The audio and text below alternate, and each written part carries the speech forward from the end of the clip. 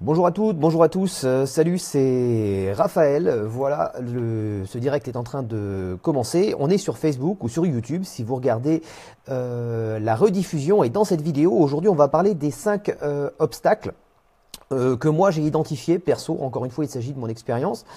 Des 5 obstacles à surmonter quand on travaille chez soi. Parce que quand on vit de sa passion à plein temps, quand on veut ne faire que ça, quand on veut faire son métier de sa passion, eh bien on travaille à la maison.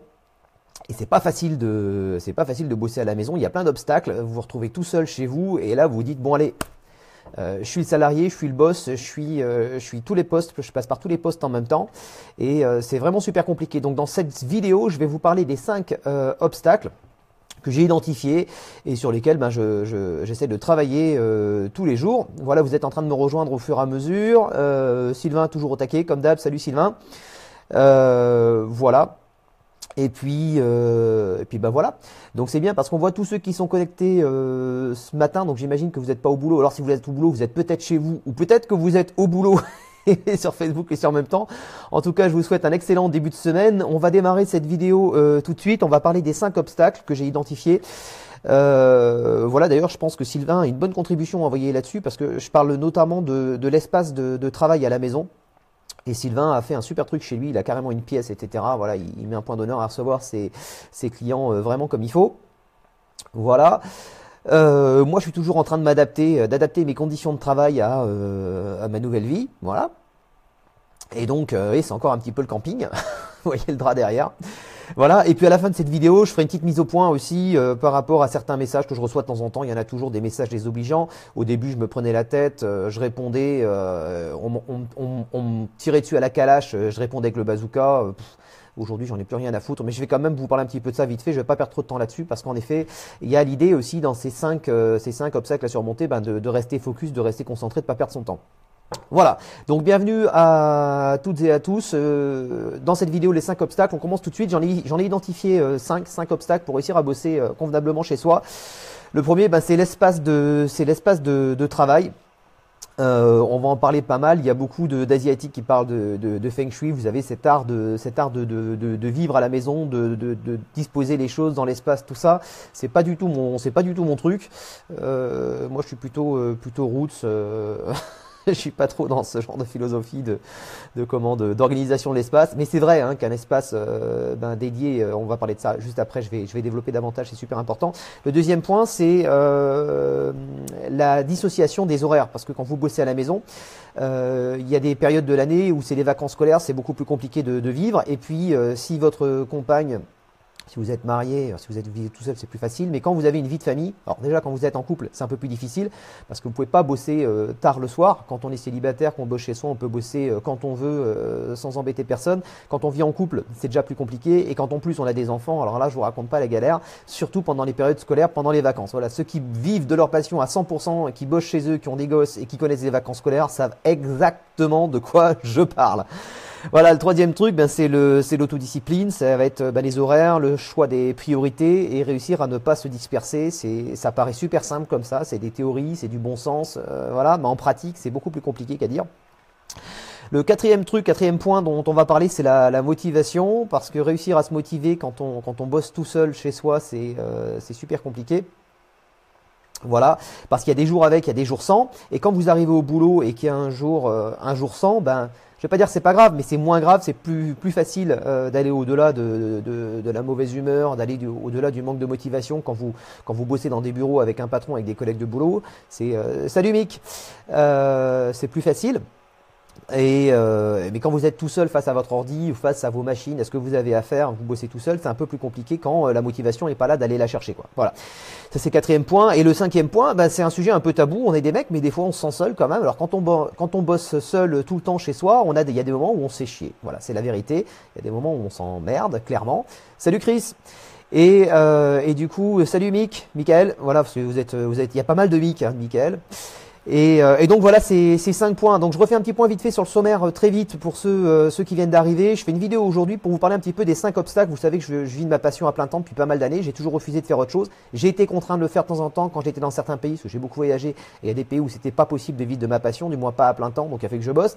Mais vivre de sa passion, ça veut dire travailler à la maison, bien souvent. Travailler à la maison, et travailler à la maison, c'est super compliqué. J'ai identifié 5 points dont je vais vous parler. L'espace de travail, la dissociation des horaires, l'autodiscipline, avec plusieurs chapitres là-dedans, la motivation et parfois le fait de se sentir seul. Alors ça c'est un sacré piège parce que quand on se sent seul aujourd'hui il y a les réseaux sociaux, donc on est tenté d'être sur son Facebook, de laisser son Facebook allumé quand on bosse, et là c'est la fin des cacahuètes, c'est c'est terminé, votre journée elle est foutue, elle est pliée. Idem pour votre messagerie, idem pour votre téléphone, pour votre tablette, pour les notifications, c'est juste hyper chronophage et ça vous empêche de rester concentré. Voilà, donc le premier point sur lequel donc vous pouvez partager aussi avec moi, je vois vos commentaires. Et apporter aussi vos conseils, parce que l'idée de ces vidéos, alors au début je faisais des vidéos que j'enregistrais avec mon téléphone, après je faisais des lives sur YouTube, après j'ai fait des ah Chris, si je me sens seul j'achète du matos, c'est pas bon. Non mais c'est bien parce que nos femmes elles achètent des chaussures, etc. Et puis nous c'est vrai quand on se sent seul, on va sur Amazon, on va sur les sites de matos, on regarde les nouveautés, puis des fois on passe une commande, c'est vrai. Mais c'est vrai franchement que ça arrive souvent. Bon, donc voilà, donc l'idée de revenir sur sur le format, attends je vais baisser un peu la luminosité de mon écran en face, voilà. L'idée de revenir sur un format Facebook, c'est que c'est plus facile pour participer, c'est-à-dire vous pouvez me répondre, on peut commenter, et l'idée c'est que vous apportiez aussi votre contribution, voilà, tentez que ce soit une contribution polie. Et de manière à aider un petit peu tout le monde, je vous invite à partager vos astuces au fur et à mesure que je vais essayer de vous faire partager les miennes. C'est pas spécialement des astuces, c'est des retours d'expérience, mais je pense que toutes les expériences sont bonnes à prendre et à mettre en commun. Voilà, qui qu'on soit, d'où que l'on soit, peu importe le nombre de dates que l'on fait, on a tous des choses à apprendre, on a tous des choses à transmettre. Voilà. Donc l'espace de travail. Ouais, c'est mieux comme ça sur Facebook. Je crois que tout le monde va être d'accord de toute façon compte tenu des retours que j'ai eu là-dessus. L'espace de travail. Alors le problème c'est que soit vous avez une grande maison ou un grand appartement, soit vous êtes célibataire, enfin bon, et vous arrivez à vous créer un espace pour ça, carrément une pièce. Mais dans tous les cas, c'est pas forcément facile de se libérer une pièce. Alors je prenais l'exemple de Tintin tout à l'heure qui lui s'est carrément organisé une pièce, un super bureau dans lequel il peut recevoir ses clients, etc. Franchement, c'est vraiment le top du top.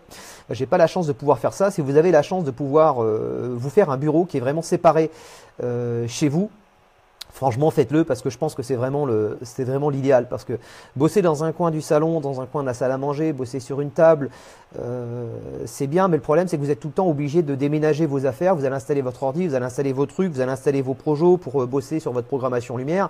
Et puis le soir, quand c'est l'heure de manger, que tout le monde arrive, surtout si vous avez des gosses et une vie de famille, il faut tout démonter, c'est un petit peu chiant. La deuxième solution, c'est d'avoir un coin dans un coin de la pièce. C'est ce que j'ai fait à peu près jusqu'à présent. Dans les différents endroits où je vivais, j'avais un coin dans une pièce. Si j'ai eu un bureau aussi à un moment donné, mais il y avait tellement de matos que c'est devenu un dépôt. Le problème d'avoir un coin dans une pièce quand vous n'avez pas une pièce spécifique, c'est que vous avez tendance à tout mélanger, quoi. Vie perso, vie privée. Vous vous dites voilà, la journée est finie, j'arrête de bosser. Et puis vous pouvez pas vous empêcher. Vous allez rallumer l'ordi, vous avez une idée, vous allez vous remettre sur l'ordi, vous allez vous remettre sur votre chaise dans votre coin. Et puis la vie de famille en prend une claque. Et puis du coup vous n'arrêtez jamais. Vous êtes tout le temps en train de penser, tout le temps en train de réfléchir. Et vous n'arrivez pas à décrocher. Voilà. Donc je pense que l'espace de travail, réussir à avoir une pièce à soi, c'est l'idéal. Réussir à avoir un bureau même en dehors de la maison, ça peut être sympa. Mais du coup, l'idée de vivre de sa passion, c'est aussi de pouvoir, franchement, faire ce qu'on veut, quoi. Je vais pas dire zéro contrainte, mais d'essayer d'avoir le minimum de contraintes et de se faire plaisir. Donc, travailler à la maison, c'est bien, mais c'est pas facile de voilà. Donc, je voudrais vous proposer de réagir déjà là-dessus. Est-ce que vous avez des astuces? Est-ce que vous avez une pièce chez vous? Est-ce que vous avez des astuces par rapport à ça? Voilà. Donc l'avantage sur Facebook, c'est qu'on a une latence qui est relativement faible lors des lives. Donc si vous donnez vos commentaires maintenant, on devrait les avoir assez rapidement. Voilà. Est-ce que vous avez une pièce chez vous? Est-ce que vous avez un bureau spécifique? Est-ce que vous avez des astuces? Est-ce que voilà, est-ce que vous pensez que c'est super important? Est-ce que pour vous c'est un gros obstacle? Est-ce que vous pensez que c'est quelque chose qui peut, je sais pas moi, qui est hyper important dans l'idée d'être productif quand on travaille chez soi. D'ailleurs, que vous viviez à plein temps de votre passion ou pas. Voilà. Tiens, Daniel David, salut. Tiens, une contribution super intéressante. Alors, je vais faire l'impasse sur le reste parce que le reste, on s'en fout, c'est des conneries. Oui, un local professionnel pour stocker et gérer le matos. Quant au RDV, le mieux est d'aller en RDV directement chez les clients. Alors, deux trucs super intéressants là-dedans. C'est vrai qu'un local, c'est super intéressant, un local. J'ai un local aussi, mais il n'est pas chauffé et l'hiver, je me caille un peu les miches. Il fait une centaine de mètres carrés. Je l'ai depuis quelques mois, j'ai pas le temps de m'en occuper. Et un truc intéressant qu'a dit aussi Daniel David, c'est recevoir les clients. Alors attention, quand on reçoit les clients à domicile et quand on va les voir chez eux, la réglementation par rapport aux conditions d'annulation est différente. C'est-à-dire qu'il y a le cadre du lieu de vente. Chez vous, c'est quelque part, c'est un lieu de vente. Et quand vous allez en clientèle, c'est considéré comme du démarchage à domicile. Donc, j'ai pas la définition exacte de tout ça, mais il y a un truc à regarder là-dessus. Sylvain qui dit, Raphaël, que tu me balades depuis 5 semaines, faire une mise au point et beaucoup de personnes attendent cette vidéo. Encore combien de temps? Oui, de semaines. Bon, alors je vais en parler vite fait. Comme vous le savez, c'est pour ça que Sylvain préfère les recevoir. D'ailleurs, on fera une vidéo là-dessus. Tiens, ça va être super intéressant. Alors, je vais en profiter, Sylvain, parce que c'est vrai que ça fait pas mal de temps que je te parle de ça.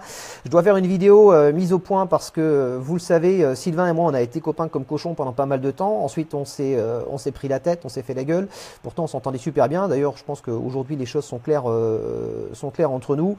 Il y a eu un moment donné, on a eu des mots parce que moi, j'ai estimé qu'il y a un truc qui devait pas se faire, qui aurait pas dû se faire, ou alors pas comme ça. Et puis il y a eu peut-être un peu de maladroitesse de bord et d'autre.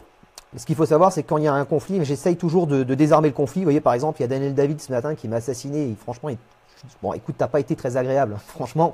Voilà, il y a des mots qui sont un peu, mal polis, quoi. Je pense qu'on peut dire quand on n'est pas d'accord et on n'est pas obligé d'être vulgaire ou de prendre les gens de haut. Moi, j'essaye à ma manière d'apporter ma contribution, d'aider tout le monde. J'ai jamais dit que j'étais le meilleur que les autres, ni quoi que ce soit. Au contraire, moi, je me bats contre moi-même, je me bats pas contre les autres, sinon j'aurais pas ce genre de discours aujourd'hui.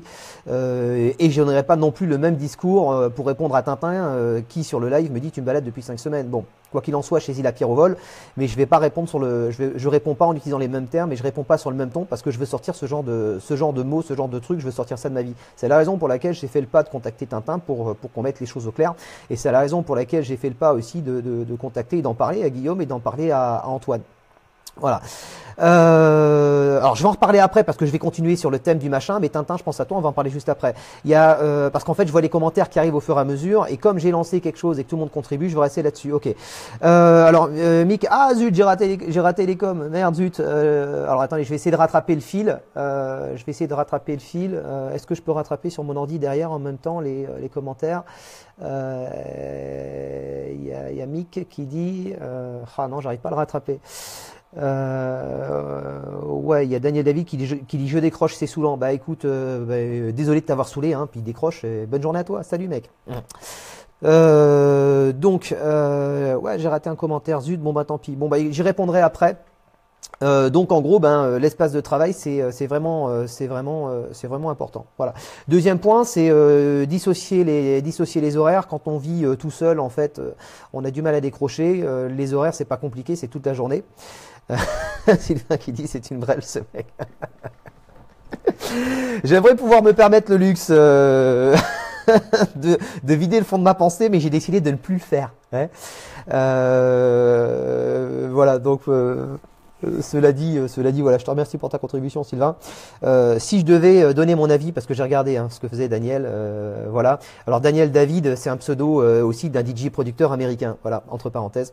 Voilà, et puis j'ai cherché pas mal d'infos, j'en ai pas trouvé beaucoup. Peu importe, je vais pas revenir là-dessus. Moi, ce mois-ci, j'ai 2 soirées. J'en fais pas 40. Sylvain qui dit mon appareil photo. Ces photos sont pourries. Moi, j'ai fait 2 soirées ce mois-ci, et une fois les charges payées de mes 2 soirées, j'ai calculé ce matin pendant que j'avais promené mon chien qu'il me restait 3500 € net. Voilà, j'ai fait que 2 soirées. Je suis désolé, hein, moi j'en fais pas 200 dans l'année, j'en fais même pas 40 dans l'année. Par contre, les soirées que je fais me suffisent pour vivre convenablement.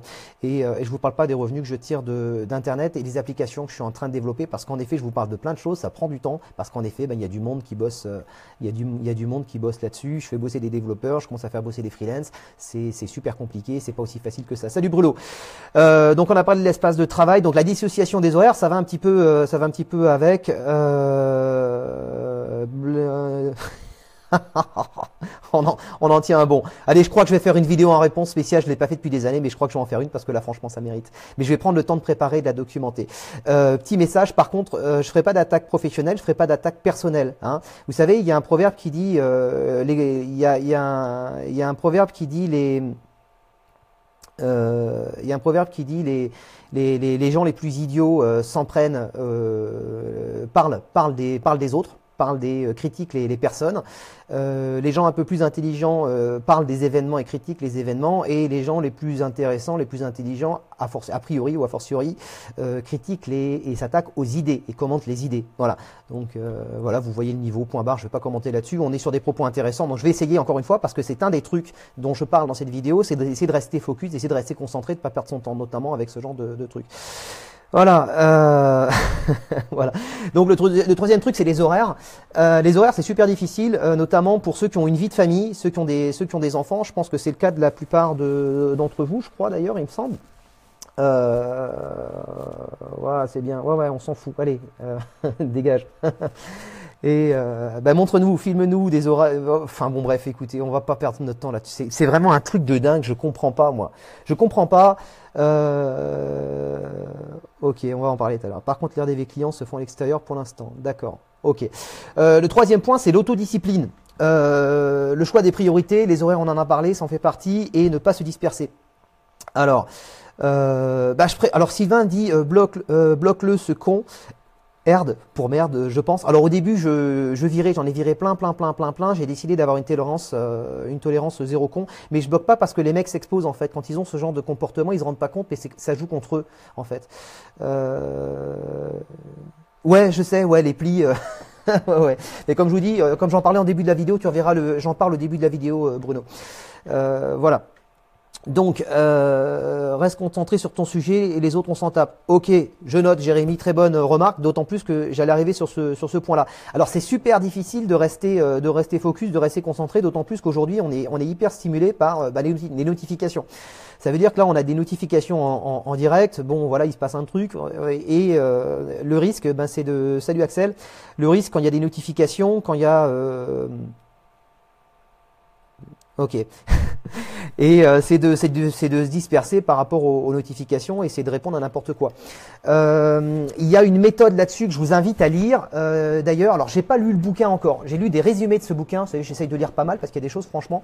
Ça roule, Axel, merci. Il y a des bouquins qui sont super intéressants et il y a des bouquins dont on trouve des résumés sur YouTube. On n'a pas forcément besoin de les lire. Ça permet d'en tirer l'essentiel. Alors, de l'autodiscipline, quand on travaille chez soi, quand on est indépendant, qu'on essaye de ne faire que ça, c'est super compliqué d'être à fond et de pas se disperser. La preuve, c'est un exercice super difficile que j'essaye de relever encore aujourd'hui en direct avec une super contrainte. Donc en fait, c'est bien que ce soit arrivé parce que ça donne vraiment l'exemple, quoi. Le premier truc, c'est rester focus. Donc du coup, rester focus, c'est super compliqué. Alors moi, ce que je fais quand je bosse sur un truc, je coupe mes notifications sur mon téléphone portable. On peut le faire facilement. On peut bloquer toutes les notifications d'un seul coup. Il y a même des programmes, des applis qui font ça. Vous faites juste un clic, ça bloque toutes les notifications de toutes les applis. C'est vachement bien. Et pareil aussi pour la messagerie. Auparavant, dès que j'avais un mail, je regardais, clic-clac, je répondais, etc. Je m'arrêtais de bosser et je me suis rendu compte qu'en fait, c'était pas bon. Parce qu'en fait, quand vous êtes salarié, quand vous avez un boulot, si vous êtes dans un boulot où vous êtes un petit peu fliqué, où vous pouvez pas vous permettre d'avoir votre téléphone parce que ça se remarque, de regarder vos notifications, de répondre à vos clients si vous avez un deuxième job à côté, par exemple DJ animateur de soirée, mais que vous avez un boulot principal, vous pouvez pas vous permettre de répondre tout le temps à vos notifications. Et quand on bosse pour un patron, c'est ce que je fais. Ouais, je passe en mode avion aussi. C'est ce que j'ai fait sur mon téléphone d'ailleurs. Mon téléphone en ce moment avec lequel je filme est en mode avion.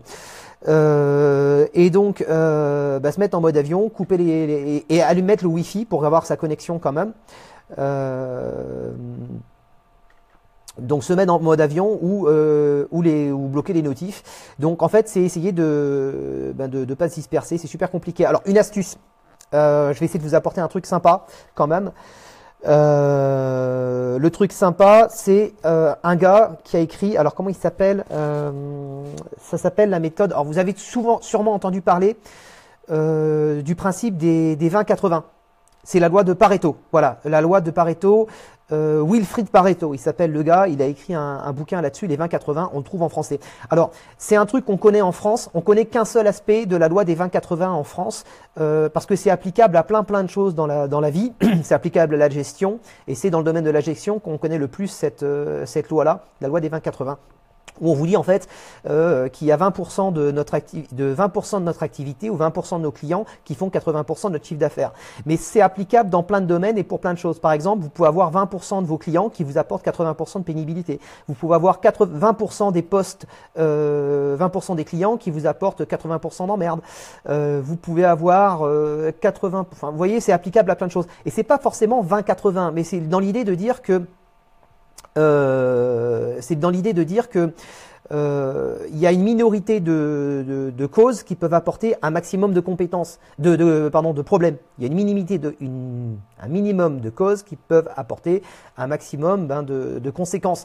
Et dans le bon sens comme dans le mauvais sens. Et ce gars-là explique que quand on travaille tout seul pour être productif, il faut réussir à identifier les 20% d'actions que l'on fait qui apportent 80% de résultats et les 20% de choses que l'on fait qui nous apportent 80% des emmerdes. Et ces 20% de choses qui apportent 80% ou ce minimum de choses qui apportent un maximum de problèmes, il faut réussir à s'en défaire. Voilà. Et ça, en termes de productivité, c'est pas mal. Et pour rester focus, le problème, c'est que aujourd'hui, on est hyper sollicité. Donc, couper sa messagerie et couper ses notifications et regarder ses mails 2 fois par jour. Aujourd'hui, je regarde mes mails 2 fois. Enfin, j'essaye. C'est pas facile, hein, franchement. C'est dur de résister à la tentation, mais j'essaye de consulter mes mails 2 fois par jour. Voilà. Donc ça, c'est pour le côté autodiscipline. On est au 3e point. Pour ceux qui viennent de nous rejoindre sur cette vidéo, voilà, j'essaye de parler de différents obstacles qui font que c'est difficile de travailler tout seul à la maison quand on veut vivre de sa passion et bosser à plein temps à la maison.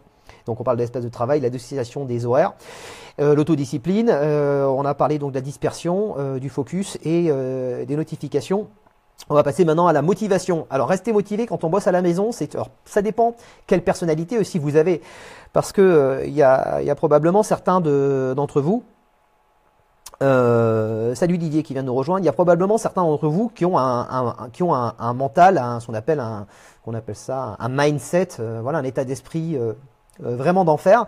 Et je pense notamment à ceux qui ont été militaires, à ceux qui ont fait l'armée, la marine, etc. pendant pas mal d'années et qui ont appris en fait. Parce que c'est pas forcément des choses qu'on apprend quand on est gosse ou alors c'est en nous. Et certains ne l'ont pas. Moi, j'ai pas ce truc-là. Moi, j'ai tendance, je suis un émotif. Je suis pas spécialement très organisé. C'est pas ma grande qualité.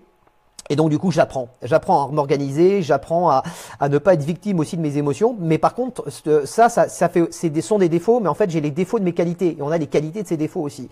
C'est-à-dire qu'en gros l'idée c'est que moi je sais que par exemple si j'ai des mauvaises journées ou qu'il y a des mecs qui me font chier dans ma journée ou que j'ai des mauvaises journées, je sais que si je fais pas gaffe ça peut me pourrir ma journée. Et donc j'apprends à rester motivé malgré ça. Il y a des gens par exemple qui dans leur vie privée ont des emmerdes avec leurs gosses, avec leurs femmes, avec leurs voisins, avec leurs collègues de boulot, etc.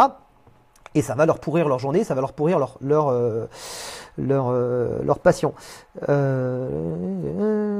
Ok. Donc voilà, salut Tom, il y a pas mal de commentaires, j'ai du mal à tous les lire au fur et à mesure, je les lirai, je répondrai après.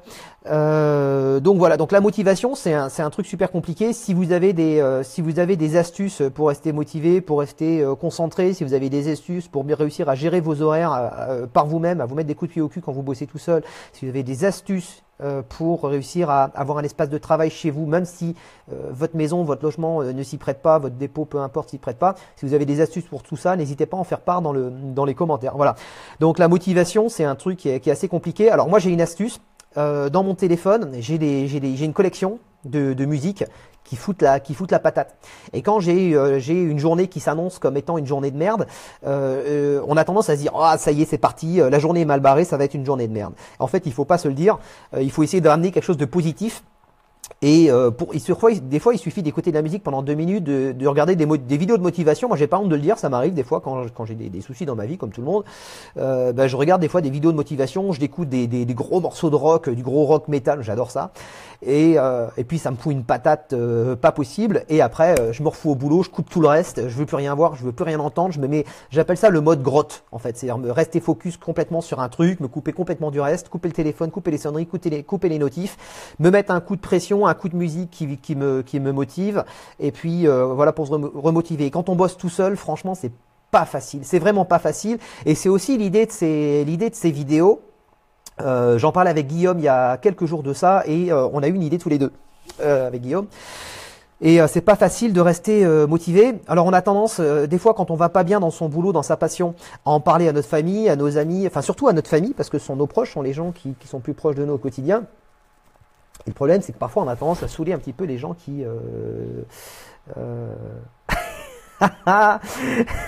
La solution, c'est de filer la CB à sa femme et moi je suis tranquille toute la journée. Ouais, c'est pas mal, ça peut coûter cher, hein, suivant l'endroit, suivant les magasins qui est à côté de la maison. Et donc du coup, il y a une idée qui consiste à se retrouver comme ça, entre potes, entre passionnés, à échanger ensemble et à essayer de créer de l'interaction. Et le problème, c'est qu'on peut souvent être parasité par des gens qui ont rien à foutre là, comme le mec qui est venu tout à l'heure et qui est franchement qui est mal poli, qui waouh. Et puis en fait, enfin peu importe, je vais pas rentrer là-dedans. Vous voyez, j'essaye de rester focus, c'est un peu mon défaut, j'essaie de me corriger. Donc voilà, donc restez focus, restez concentré, restez motivé, restez bien planifier ses horaires, planifier son espace de travail. Et le 5e point que j'ai identifié, alors ça, c'est un sujet un petit peu tabou pour les mecs parce que autant je porte mes couilles et quand un mec me fait chier, je suis capable, même si je me prends une plainte au cul, je suis capable d'aller chez lui, lui foutre mon poing sur la gueule. C'est un point commun que je partage avec avec Daniel Rennes, lui un peu comme ça et alors lui a un avantage, c'est que c'est un boxeur, un très bon boxeur d'ailleurs, faut le savoir. Moi j'ai eu un père qui était boxeur, qui m'a appris un peu et puis après je suis parti sur des trucs un peu différents de la boxe. Et bon, je prône pas la violence, mais je suis désolé, il y a des gens qui comprennent que ça. Il y a des mecs qui se croient tout permis sur le net jusqu'au jour où on vient frapper à leur porte et ils s'en prennent une bonne. Et puis voilà. Donc voilà, le risque c'est 2 mois ferme. Mais bon, je crois qu'aujourd'hui en France, voilà. Hein, bon. Et donc savoir gérer ses nerfs quand on bosse tout seul, ne pas réagir aux commentaires à la con, c'est aussi un super truc. Niveau motivation, je suis toujours à me mettre en question, j'essaie de créer, etc. Je pars dans ma bulle. Ouais, c'est vrai qu'il faut savoir se créer son univers. Il faut savoir rester se mettre dans sa bulle quand il faut, mais sortir de sa bulle quand c'est plus le moment. C'est ça aussi une des contraintes de travailler à la maison. C'est-à-dire que quand c'est plus l'heure, quand c'est l'heure de bouffer, quand c'est l'heure de s'occuper de sa femme et des enfants, il faut être à 100% avec eux et plus être à 100% dans le boulot, quoi. Et c'est ça qui est super difficile. Enfin, moi, je trouve que c'est ça qui est super dur. Je sais que tout à l'heure, à un moment donné, ce soir, ma journée de boulot va se terminer. Je vais avoir une tête comme ça, je vais avoir plein de trucs en tête parce que je dois bosser sur plein de trucs, je dois enregistrer des modules, je dois vous mettre des modules en ligne aujourd'hui. Absolument, j'y tiens. Sur deux masterclass différentes pour ceux qui sont abonnés au Club Elite. Voilà. Et il y a un truc, c'est la solitude. Voilà. Et on a beau être un mec fort, on a beau porter ses couilles, c'est ça que je disais tout à l'heure. Il y a des fois où on sent un peu seul. Et là, toujours pareil. Le risque, c'est Facebook, c'est prendre son téléphone. Tu dis tiens, je vais appeler un copain, tiens, je vais aller bouffer ce midi, je vais me faire un petit resto, je vais me faire un plat du jour, ou il fait beau, je vais aller me prendre un casse-dalle sur la plage, n'importe quoi. C'est un truc que j'adore faire, ça. Et le risque, c'est quand on travaille tout seul, quand on est tout seul sur la journée, c'est l'ennui, c'est de s'emmerder à un moment donné et de se sentir seul et d'aller chercher à la facilité. Voilà. Donc ça fait gagner un temps précieux. Voilà. Donc bosser à la maison, ça peut être pour certains très facile, ceux qui ont de la rigueur, ceux qui ont une éducation vraiment comme ça, voilà. Oui, Mick, je sais pourquoi, je t'avais expliqué pourquoi, je vais te réactiver ça. Mais on en parle en privé. Donc je vais m'occuper du support aussi. Je vais m'occuper du support du SAV aussi, du Club Elite. Là, j'ai pas mal de messages et pas mal de choses à mettre là-dessus. Voilà, donc je vais terminer je vais revenir sur 2 sujets. Le premier sujet sur lequel je voulais revenir, c'était Tintin, parce qu'on a eu avec Tintin à un moment donné, on a eu quelques désaccords. Je veux pas démonter le moteur comme j'ai eu des désaccords avec d'autres d'entre vous. Je pense que quand on est des passionnés, quand on est passionné, c'est une force, mais on a aussi les défauts de nos qualités. Ça veut dire qu'on est un peu à fleur de peau, on est un peu dans l'émotion, on est un peu on réagit vite, on part vite, on monte vite. Et puis voilà. Et puis il y a aussi nos vies personnelles. Vous ne pouvez pas savoir, vous ne pouvez pas imaginer, moi comme les autres, comme Mick, comme Tintin, comme d'autres, etc. Vous ne pouvez pas imaginer ce qu'il y a dans nos vies vous pouvez pas imaginer de quoi nos vies sont faites, nos vies à chacun. On a tous des problèmes parce que tout le monde a des problèmes dans sa vie. Et quand quelqu'un a une réaction un petit peu, je vais pas dire à la con, mais une réaction un petit peu ambiguë ou un petit peu trop, vous voyez, trop musclée, on a tendance à condamner tout de suite, mais on ne sait pas ce qui se passe dans la vie des gens. Voilà. Et je pense que quand on est passionné, ben on a tendance à avoir une spontanéité parfois un petit peu trop débordante, et c'est moi ce qui m'est arrivé. Je pense que c'est ce qui est arrivé à d'autres aussi, à Tintin. Je pense que c'est ce qui s'est passé à un moment donné ben dans nos vies respectives. C'est un métier de sacrifice, ouais, c'est vrai. Et puis on est à la fois des gosses, on est des passionnés, on est capable d'être des guerriers, on est capable d'être plein de choses à la fois. Et c'est ce qu'il faut je pense que c'est ce qu'il faut voilà, pour être créatif, voilà, quand on est passionné, on n'est pas des robots, on n'est pas des machines, on n'est pas là pour consommer, enfin voilà, enfin bon, bref. Et donc, je voulais vous parler de ça aussi parce que, donc petite mise au point, et puis à un moment donné, bah, j'en ai voulu à Tintin, lui m'en a voulu aussi, et puis à un moment donné, ben les choses se sont décantées, et puis je me suis dit merde, ça me fait chier quand même, ça m'emmerde parce qu'on s'entendait super bien, on s'est vu, j'ai reçu Tintin à la maison, on a été ensemble sur un événement, il m'a filé un coup de bain, voilà, je pense qu'il a appris pas mal de trucs aussi dans la foulée. C'était un échange super sympa, franchement c'était vraiment un super moment, j'ai adoré. Et puis on a échangé des trucs aussi, il m'a filé des trucs, je lui ai filé des trucs, voilà, ça a été un échange vraiment intéressant pour tous les deux. Voilà. Et puis ensuite, ben il y a eu un événement. Je veux pas démonter le moteur parce que je veux pas rentrer dans les explications, les machins, les trucs. Ça regarde personne, ça me regarde tous les deux. Et puis il y a des trucs qui l'ont gavé. Moi, il y a des trucs qui m'ont gavé. Et puis bah il y a tout un microcosme, vous savez, qui se fait sur Facebook, sur les réseaux sociaux. Il y a certains qui prennent parti, d'autres qui, même si j'essaye de pas le faire. C'est ce que j'ai fait d'ailleurs parce que j'en ai parlé à Guillaume, je l'ai au téléphone, j'en ai parlé à Antoine et du coup ben, j'ai essayé d'arrondir un petit peu les angles avec tout le monde. Tintin a fait un truc super difficile, je pense, pour lui. Voilà, il sait de quoi je parle. Encore une fois, moi je veux pas étaler. Je veux pas laver le linge sale. Voilà, je donne des explications, mais je veux pas démonter le moteur. C'est un petit peu comme dans la vente. Et Tintin a fait sa part. Il a fait sa part et je fais la mienne aujourd'hui. Voilà, Tintin, je suis désolé.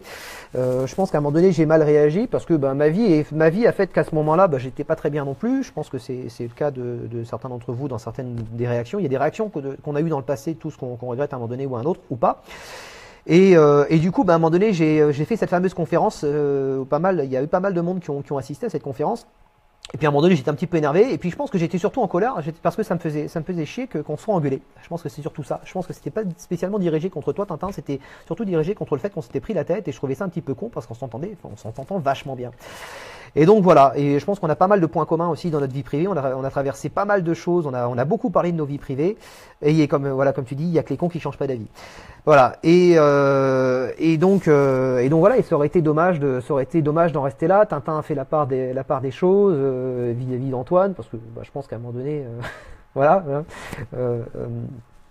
Il y a des trucs qui n'ont pas lieu d'être, de mon côté, du sien, de celui de Tintin, de celui de tout le monde. Et j'ai toujours essayé de fédérer. Et il y a Guillaume qui m'a dit un truc super intéressant l'autre jour au téléphone. On a discuté et il me dit, outre les formations, tes masterclass où j'ai appris des trucs, il y a surtout un truc que ça m'a apporté, la formation Sunlight, cette espèce de choses que je mets en place, de communauté. C'est ça, c'est l'aspect communauté, du fait qu'il a rencontré pas mal de monde. On s'est rencontrés et puis ça permet même de rencontrer des gens en réel. Je suis curieux de savoir depuis le début, ça fera 3 ans bientôt. Alors j'ai prévu de faire un truc pour les 3 ans. Voilà, d'Easy Master. Ça fera 3 ans bientôt. Et je serais curieux de savoir le nombre de personnes qui se sont rencontrées sur Facebook via cette formation, via la formation Sunlight, le Club Elite, via toutes ces vidéos, ces posts, etc. que j'ai lancés. Beaucoup d'entre vous se connaissaient, certains d'entre vous se connaissaient déjà auparavant, mais je pense que ça a fait que beaucoup de gens se sont rencontrés en plus. Ça a créé, je pense, pas mal de connexions. Je serais curieux de savoir combien de connexions ça a créé, combien de gens se sont même rencontrés en réel. Voilà, donc ça c'était le deuxième point que je voulais aborder. Voilà, donc Tintin, je suis désolé, j'ai peut-être été un petit peu con à un moment donné, ouais, c'est possible, mais je pense que on l'a tous été un petit peu à un moment donné ou à un autre. Et puis il y a que les cons qui changent pas d'avis. Voilà, et puis donc ton logo c'était pas exagéré, c'était pas copié, il y avait pas de plagiat, il y avait rien de tout ça. Voilà, je retire un petit peu tout ce que j'ai dit, j'étais un petit peu fort. Comme toi peut-être été un petit peu fort aussi à un moment donné, hein. Voilà. Et puis du coup, voilà. Donc je suis super content de retrouver, on s'est de nouveau au téléphone, on se marre, on se raconte aussi un petit peu notre life parce que je pense qu'on a passé ce cap-là. Je pense que pouvoir dire que malgré nos griefs, on est devenus, on était amis et je pense qu'on est toujours. Enfin pour moi on l'est. Ça va au-delà de Facebook, on s'est rencontrés en réel dans la vie réelle et je pense que ça va. Ouais, bonne semaine. Salut Jérémy. Et donc voilà, le dernier point, le dernier truc dont je voulais parler, c'est les commentaires à la con, c'est les gens qui commencent à me faire chier. Ouais, on va boire un coup. J'ai prévu un truc dans ce style-là, j'en parle pas parce que je veux pas annoncer des trucs que je vais pas pouvoir être capable de tenir. Donc voilà, je vais essayer de faire quelque chose, on va voir. Donc le dernier point que je voulais aborder, je ferai une vidéo complète là-dessus, j'en parle. Ouais, je ferai une vidéo complète là-dessus, j'en parle vite fait. En fait, il y a quelqu'un qui dit que c'est à partir du moment où on est critiqué, c'est à partir du moment où on est sali, qu'on est traité dans la boue, qu'on devient intéressant. On dit tout le temps qu'on ne critique pas, on ne traîne pas dans la boue quelque chose qui ne fonctionne pas. Voilà, donc je prends ça comme un compliment. Il y a eu un moment donné, vous savez, j'ai sorti je sais pas si vous en souvenez, j'ai sorti une vidéo, les 10 piliers de la réussite, etc. J'ai été super fort sur le titre, j'ai voulu faire un effet d'annonce. Et dans cette vidéo, franchement, je pense que j'ai donné vraiment je pense sincèrement que j'ai donné de bons conseils. Je pense parce que je parlais des avis en vidéo, je parlais de référencement, je parlais de plein de choses, je parlais de démarchage, je parlais de plein de trucs. Je pense que c'est intéressant. Franchement, je pense que c'est intéressant parce que c'est dans l'idée de faire avancer son business. Vous savez, dans cette fameuse conférence que j'avais fait, j'avais dit que c'est pas moi qui dis ça, c'est Oussama Ammar, c'est le patron d'une ferme c'est le cofondateur de The Family, c'est une ferme de start-up, c'est un expert c'est l'un des plus gros experts francophones qu'on ait du monde des start-up françaises d'aujourd'hui. Et ce gars a dit, ah non, c'est pas lui qui a dit ça, c'est Idriss Aberkan. Enfin, c'est un mec qui a 2 ou 3 doctorats qui a dit, qui est chercheur à Normal Sup. Enfin bref, c'est une tronche, le mec, il a même pas 30 ans, c'est une bête de compète. Et il a dit, il y a 2 types de porteurs de projet. Il y a celui qui met son ego au service de son projet et il y a celui qui met son projet au service de son ego. Ça veut dire quoi? Concrètement, ça veut dire que là où vous savez, quand j'ai démarré, quand quelqu'un me faisait chier, mettait des commentaires à la con, ben mon ego, j'avais un petit boulard comme tout le monde. C'est vrai que dans ce métier, on a tendance à avoir un peu le boulard. Et je prenais la savate, je rentrais dans le tas. Il y a même un mec que j'ai été voir, je lui ai croché dedans. Enfin bon bref, qui me faisait chier sur les réseaux sociaux depuis longtemps et ça s'est mal passé. Et je faisais voilà, et je montais au créneau, etc. Pourquoi? Parce que mon ego était touché et mon ego me faisait perdre du temps. Ok. Et mon ego me faisait perdre du temps, me faisait perdre de l'énergie, ça n'apportait rien à mon business et au contraire ça me desservait parce que ça donnait de moi l'idée d'un mec un peu énervé qu'il fallait pas faire chier, etc. Alors qu'en fait c'est pas du tout moi, Et pourquoi? Parce que mon boulot, mon image pour moi c'était mon boulot, c'était mon truc, c'était mon bébé et fallait pas toucher à ça. En fait, ce qu'on touchait c'était mon ego. Et je me suis rendu compte que ce qu'il faut c'est pas faire ça. Ouais, ok. Et, je note. Et donc si vous voulez, aujourd'hui un mec, c'est pas compliqué. Je vais essayer de mettre ça d'une manière concrète, je suis sûr que certains vont se reconnaître là-dedans. Quand on démarre, si on veut avancer vite, on n'a pas le choix. On met son ego au placard. Ça veut dire qu'on ferme sa gueule, on écoute, on regarde ceux qui savent, ceux qui ont des résultats, ceux qui font ça depuis longtemps, ceux qui en vivent, ceux qui ont réussi, ceux qui le disent bien, qui sont heureux de leur passion, etc.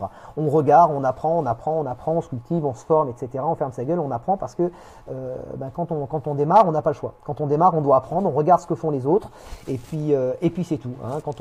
Tout le monde a commencé. On est tous devenus on a tous été un jour le débutant de quelqu'un d'autre. Voilà. Vous savez, j'ai commencé à sortir une masterclass sur devenir vidéaste de mariage. Il y a des vidéastes qui sont montés au créneau, qui m'ont envoyé des messages en disant ouais, c'est la fin du métier, machin. Et je lui ai dit au gars, je lui ai dit tais-toi. Je lui ai dit toi un jour tu as été un débutant. Et les gens qui vont suivre ça, ils sont débutants, ils seront débutants demain et dans 10 ans aussi bien ils seront meilleurs que toi ou dans un an ou dans 6 mois, t'en sais rien. Donc le soleil brille pour tout le monde, il y a de la place pour tout le monde. Et donc l'idée c'est d'être. Je parlais des porteurs de projets. Quand on y connaît, d'ailleurs, j'ai un très bon exemple, là je vais vous en parler, il y a quelqu'un qui vient nous rejoindre, salut Jacques, Jacques Amil, qui a voilà, qui a une salle, qui est un très bel endroit, je crois que c'est les terrasses de la Berge, je crois, que je ne dis pas de bêtises, et il y a deux types de porteurs de projets, il y a ceux qui mettent leur ego au service de leur projet, et ceux qui mettent leur projet au service de leur ego. Donc imaginez, voilà, vous démarrez, vous êtes humble, vous allez apprendre, vous allez regarder, vous allez vous écraser, vous allez demander conseil, vous êtes un débutant, vous acceptez ce que vous êtes à ce moment-là, et donc vous acceptez ça, et vous faites amende honorable, vous apprenez, et vous vous faites petit, vous prenez pas les autres de haut, etc. Et là, à ce moment-là, vous allez évoluer, et à un moment donné, ben, vous allez faire figure d'autorité, vous allez réussir, vous allez être un repère, vous allez être quelqu'un qui a réussi dans son domaine, et là, c'est là qu'il y a le risque de passer du côté obscur de la force, du côté clair au côté obscur de la force. Ça veut dire quoi? Ça veut dire que vous allez partir de zéro, vous allez être humble, vous allez à un moment donné réussir, vous allez devenir super fort dans ce que vous faites, vous allez devenir une méga tronche dans ce que vous faites, vous allez faire autorité, et il y a un moment donné où il y a quelqu'un qui va vous prendre de haut, qui va, etc. Vous allez vous sentir blessé dans votre orgueil, dans votre ego. Et là, vous allez dire à cette personne, écoutez bien cette phrase, et vous allez dire, oui, mais moi, je fais 1900, 2100 soirées en X années, je sais de quoi je parle. On va vous parler de musique. Oui, mais moi, je suis DJ, donc je sais de quoi je parle. Et ça, c'est vraiment très démonstratif du mec qui a mis son travail au service de son ego, qui est passé du côté obscur de la force. Parce que c'est pas parce que vous êtes prof que vous détenez le savoir universel, c'est pas parce que vous êtes DJ que vous êtes meilleur que tout le monde, vous avez une culture musicale meilleure que tout le monde, c'est pas parce que vous êtes meilleur ouvrier de France en charpente, quoique, que vous savez tout sur la charpente. Un mec de 19 ans qui bricole dans la charpente pourrait très bien lui apprendre un truc que le mec n'a jamais appris de sa vie, qu'il va découvrir. Voilà, on a tous à apprendre de tout le monde. Je pense qu'il faut savoir rester humble, et il faut surtout ne pas, quand on arrive à accéder à un certain degré de compétence, de réussite, de satisfaction personnelle, se dire que cette satisfaction elle fait de vous quelqu'un quelqu'un qu'on doit respecter. Je pense que le premier ennemi qu'on a dans la vie, c'est pas que pour le boulot, hein, c'est aussi dans notre vie perso, c'est l'ego. Je pense que l'ego, c'est une grosse merde. Voilà, j'ai dit un gros mot, mais là, franchement, je méritais de le dire. Il y a un poète, c'est pas sunnite, c'est un poète. Je sais plus de quelle nationalité, enfin c'était d'un courant d'ailleurs, le mec fait partie d'une espèce de caste qui dit la vérité. Alors c'est pas la phrase exacte à la base, c'est une phrase, la citation elle est religieuse. Mais elle a été simplifiée. Et en gros, le mec il dit la vérité est en gros, le principe c'est la vérité est un miroir brisé. Chacun en possède un morceau, mais voilà, il y a l'ego, et du fait d'avoir un ego, eh bien, on est persuadé que notre petit morceau de ce miroir brisé, on a une part de la vérité. La vérité est un miroir brisé, et on a une part seulement de la vérité, on a une part de la normalité, et comme on a un ego, on est persuadé que notre part, le reflet que l'on a, nous, de la réalité, de la vérité, de la normalité, que notre reflet à nous, que notre vision à nous, elle est meilleure que les autres. Parce que c'est l'ego qui nous fait dire ça. Et c'est super dur de réussir à garder du recul sur soi-même. Voilà. Moi, je me bagarre pas contre les autres, je me bagarre pas contre mes concurrents. Je mets une parenthèse quand même là-dessus. Je mets un bémol quand même là-dessus. Je me bagarre surtout à 99%, je me bagarre contre moi. Je veux pas faire mieux que les autres, je veux faire mieux que moi-même. J'essaye de devenir une meilleure version de moi-même tous les jours. Voilà. Donc je pense que cette vidéo commence à être pas mal longue. Et puis toujours pareil, dans l'idée de cloisonner, c'est un terme que j'ai appris il n'y a pas longtemps. Au début je voulais pas en entendre parler, finalement j'adore ce terme. Voilà, Yami qui dit on grandit avec le conseil de bonnes personnes, il faut bien s'entourer et accepter la critique qui ne peut être que nourrissante. Alors pas tout à fait, c'est-à-dire qu'il y a des critiques qui sont pas nourrissantes, je suis pas d'accord, je l'ai pensé pendant pas mal de temps. Il y a des critiques qu'il faut savoir écarter. C'est-à-dire qu'il y a des gens qui vous veulent en fait, il y a des remarques constructives, il y a les critiques. Alors peut-être que c'est juste une question de recadrage sur le mot, mais il y a des gens qui vont vous critiquer sans rien vous apporter de positif. Il y a des gens qui vont vous critiquer sans jamais vous dire tiens par contre tu pourrais faire ça. Qui vont critiquer en disant bah oui parce que je me permets de te dire ça parce que moi ça m'est arrivé, etc., etc. Il y a des critiques qui sont constructives et il y a des critiques qui sont juste gratuites, négatives et qui servent à rien. Voilà. Et puis je pense qu'il y a l'éducation qu'on a, il y a les choses qu'on qu'on apprend à l'école, il y a les choses que nous apprennent nos parents, et je pense qu'il y a ensuite les choses qu'on décide d'apprendre, et il y a l'éducation qu'on se fait. Aujourd'hui, moi, je traverse une période dans ma vie où j'ai décidé d'essayer d'accéder à une meilleure version de moi-même. Je suis en train d'essayer de refaire une partie c'est même pas de refaire mon éducation. Je pense qu'aujourd'hui, je suis arrivé à une période de grande humilité où je m'efforce de devenir le plus humble possible. Je m'efforce de mettre mon ego le plus possible au placard. C'est pas facile parce que c'est pas dans ma nature à la base. Et je pense qu'en effet, il faut s'entourer des bonnes personnes. Il faut savoir faire le tri dans les critiques, dans les remarques. Et je pense qu'il faut continuer à s'éduquer. Je pense qu'il n'y a pas d'âge pour continuer à apprendre. Il n'y a pas d'âge pour continuer à s'éduquer. Voilà. Et là, je vais essayer de faire attention, toujours pareil, à cloisonner mon temps, à cloisonner mes horaires, parce que j'ai du boulot, j'ai des formations à enregistrer, j'ai pas mal de choses à faire, et il faut absolument que j'arrive à être productif. Voilà. Bon, écoutez, je vous laisse. Je vous souhaite une bonne journée à toutes et à tous. Si vous avez aimé cette vidéo, surtout, likez-la. Partagez-la, parce que si elle vous a été utile à vous, je pense qu'elle peut être utile aussi à d'autres. Donc partagez-la. Si vous êtes sur Facebook, idem, commentez, partagez, likez. Si vous êtes sur YouTube, pas maintenant parce que là on est en direct à l'heure à laquelle je parle. Si vous êtes sur YouTube, que vous la voyez passer sur YouTube, parce que je vais l'uploader sur YouTube dans la journée, donc pour le replay, donc partagez-la également sur YouTube, likez-la. Abonnez-vous à cette chaîne YouTube. Dans les jours qui viennent, je commence après-midi, je mets de nouveaux modules de la formation Devenir vidéaste de mariage. C'est une grosse formation qui va être en vente à l'unité, un peu plus chère que les autres. Elle est offerte à ceux qui ont été inscrits au Club Elite, même qui sont désinscrits ces dernières semaines. C'est un cadeau pour les remercier de leur fidélité. Elle va être en vente à l'unité. Elle sera en vente en version complète pendant seulement 3 jours à un tarif préférentiel. Ensuite, son tarif va doubler. J'ai décidé que ce soit comme ça parce que j'ai donné beaucoup d'infos gratos pour pas cher, vraiment beaucoup dans mes dernières vidéos YouTube. J'ai donné beaucoup d'infos dans des formations que j'ai vendues aussi pas cher. J'ai fait beaucoup de formations à 50%. J'ai fait beaucoup d'opérations. J'ai eu énormément de retours positifs et je remercie tous ceux qui m'ont envoyé des mails pour me dire c'est génial, etc., qui m'envoient des mails, des MP en privé à chaque fois. Et je me rends compte qu'en fait, je me rends compte qu'il y a, j'ai pas envie de tout donner à tout le monde. Voilà, parce que je suis désolé, j'estime qu'il y a des mecs qui méritent pas. J'estime qu'il y a des mecs qui voilà, j'ai pas envie que mes contenus soient accessibles à tout le monde. Et puis c'est surtout que c'est pas par rapport à l'ego, c'est aussi une façon de gérer mon business. J'estime que mes prix sur certaines formations sont trop bas, et je vais les relever. Et je veux, si j'ai pas envie que quand je lance une vidéo, une formation sur une animation, sur ceci, sur cela, que tout le monde puisse le faire, parce que sinon il va y avoir trop de concurrence. Tout le monde va le faire. Vous allez m'acheter une formation, vos voisins vont acheter une formation, vos concurrents, et puis tout le monde va faire la même chose, et vous allez vous dire, merde, ça sert à rien que j'achète la même chose parce que tout le monde le fait, et tout le monde fait la même chose. Voilà. Donc j'ai décidé de ça. Je vais pas monter trop dans les tarifs non plus. Ça va rester raisonnable. Ça va rester entre 50 et 97 € par là. Et de temps en temps, quand il y aura des grosses formations, elles sont les grosses, vraiment grosses, où il y aura 5 à 10 heures de formation, seront entre 190 et 290 €. Mais croyez-moi, quand il y aura 5 à 10 heures de formation, ce sera un truc absolument monstrueux. Voilà, et puis forcément, je ferai des opérations quand même, promotion de temps en temps, mais ça durera pas 15 jours, quoi. Voilà, donc je mets des vidéos en ligne, merci de partager, merci d'avoir été là, je vous remercie pour votre fidélité. Tintin, bise mon pote, et puis voilà, bise à tous, et puis je vous dis à très bientôt. Bonne journée, bonne semaine, plein de bonheur, soyez positifs, mettez de la positivité, mettez de l'amour, mettez tout ça dans tout ce que vous faites, mettez-y de la sincérité, mettez-y de la simplicité dans chaque chose. À chaque fois que vous vous apprêtez à écrire quelque chose ou à dire quelque chose, retournez 10 fois votre langue dans votre bouche en disant est-ce que c'est la bonne manière de lire. Voilà, je vous invite à lire le principe des 20-80, la loi de Pareto, la loi de Wilfried-Pareto, et je vous invite aussi à lire les 4 accords Toltec. C'est un truc énorme, c'est super simple, il y a 4 principes, je vais pas refaire une vidéo là-dessus, on en reparlera plus tard.